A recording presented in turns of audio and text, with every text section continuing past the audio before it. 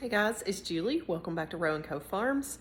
So I have been really busy in my kitchen the last couple of days doing a bunch of canning. As you can see back here, I have chicken and pinto beans and black beans.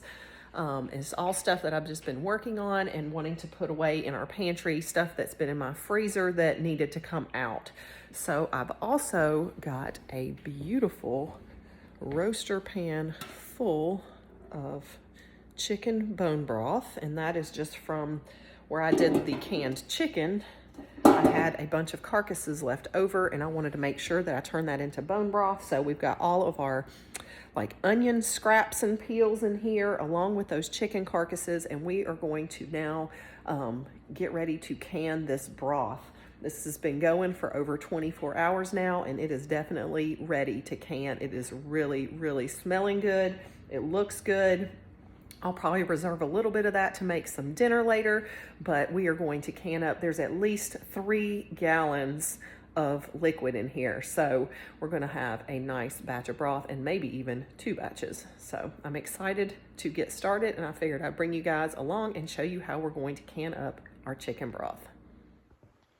So when you're making chicken bone broth and you want to can it, you have to use a pressure canner.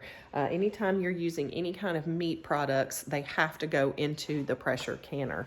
It's very important that you do that. That's going to prevent botulism, and we don't want botulism because that can kill you or your family. And that's probably the biggest concern with canning foods, is making sure that you want to prevent botulism. So that being said, we are going to be using quart-sized jars. This is what I have available to me at home today. And we're going to put our semi-filtered, strained broth, hot broth, into these jars. And then we're going to use our pressure canner here, and we're going to pressure can our ingredients in here. So I'm going to put some water into this pot and go ahead and get it hot because we're going to be using hot ingredients. That means it goes into a hot water bath a hot pressure canner. If we had cold ingredients, we put it into a cold canner, but we're going with hot, and so we're going to make sure we have hot water in here to get it started. So I'm going to go ahead and add my water now.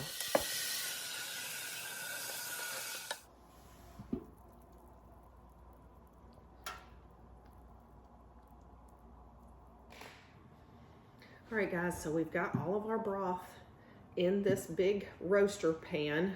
We've got our jars. I have 7 quart-sized jars here. I've got this sieve strainer that we're gonna put over this just to make sure we get out any big chunks. And then we just are going to ladle straight out of here into our jars.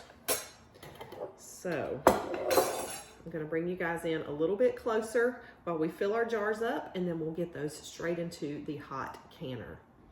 So our broth has been going for about 24 hours now. It's a beautiful color.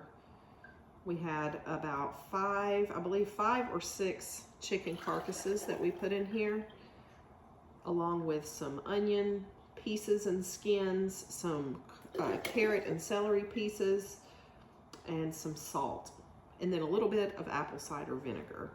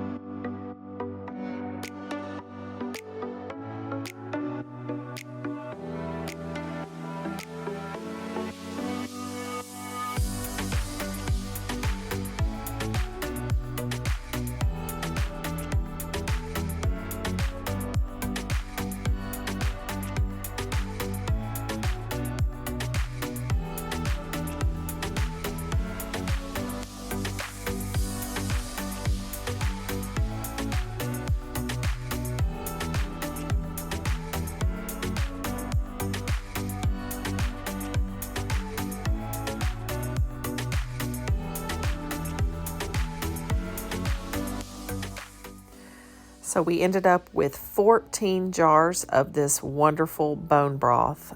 There are 13 quarts and 1 pint. I'm so excited to have this on the shelf and just ready to use whenever I need it. I hope you guys enjoyed coming along today as we canned this wonderful bone broth. I hope you learned something today, and I hope it inspired you to try this for yourself at home. I'll leave some links down below for our website, rocofarms.com, where you'll find our blog and recipes and all the things happening around our farm and homestead. I hope you enjoyed today's video about canning bone broth, and I can't wait to see you next time here at Row & Co Farms.